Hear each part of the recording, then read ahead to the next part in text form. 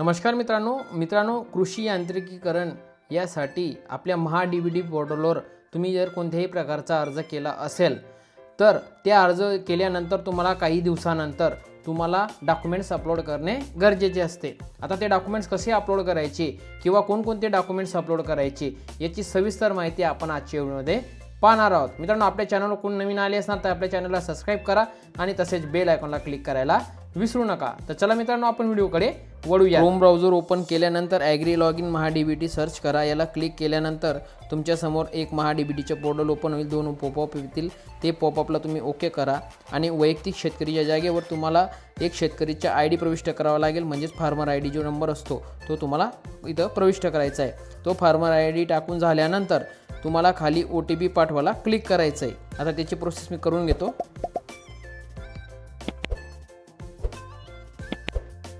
OTP send झाल्यानंतर तुम्हाला एक तुमच्या जो आधारला नंबर लिंक असेल त्याला एक OTP जाईल। हे बघा, OTP यशस्वीरित्या शेतकरीच्या आयडीला पाठवला गेला, ओके करा आणि खाली तुम्हाला OTP प्रविष्ट करा। जो OTP तुमच्या मोबाईल नंबरवर आला असेल तो इथं फिल करायचा आणि OTP जमा करायचा। OTP जमा करून यानंतर थोडा वेळ प्रोसेस होईल।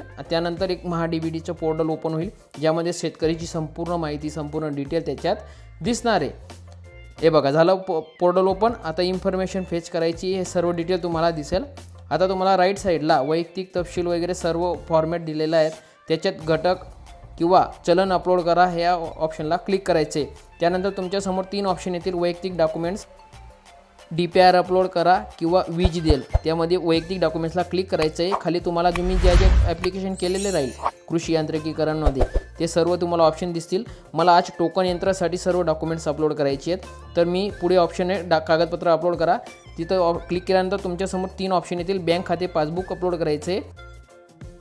त्यानंतर तुम्हाला निवड अवजारेमध्ये तुम्हाला अवजारचं दरपत्रक किंवा टॅक्स रिपोर्ट असतो तो तुम्हाला दुकानदाराकडनं मिळणार आहे, जिथून तुम्ही ती वस्तू घेणार आहेत त्यांच्याकडनं ते दरपत्रक वगैरे कोटेशन वगैरे घेऊन यायचं आणि त्याची एक मोठी PDF तयार करून घ्यायची, दोघं डॉक्युमेंट्स मिळून।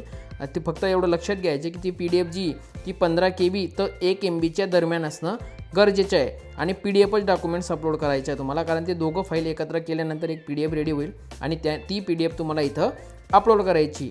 तर ती कशी अपलोड करायची ते बघूया आपण। तर चला मित्रांनो, मी आता बँक पासबुक अपलोड करून घेतो। चूज फाईल याला क्लिक करायचे। माझी फाईल ही डेस्कटॉपला आहे, मी डेस्कटॉपला क्लिक करतो। ही फाईल पहिले चेक करून घ्यायची की आपण जी फाईल अपलोड करतोय ती बरोबर आहे का। हे बघा, मी बरोबर फाईल अपलोड करतोय बँक पासबुक। याला क्लोज करा आणि परत अपलोड करा। अपलोड केलं, हे बघा कागदपत्र यशस्वीनं अपलोड केले गेलेले।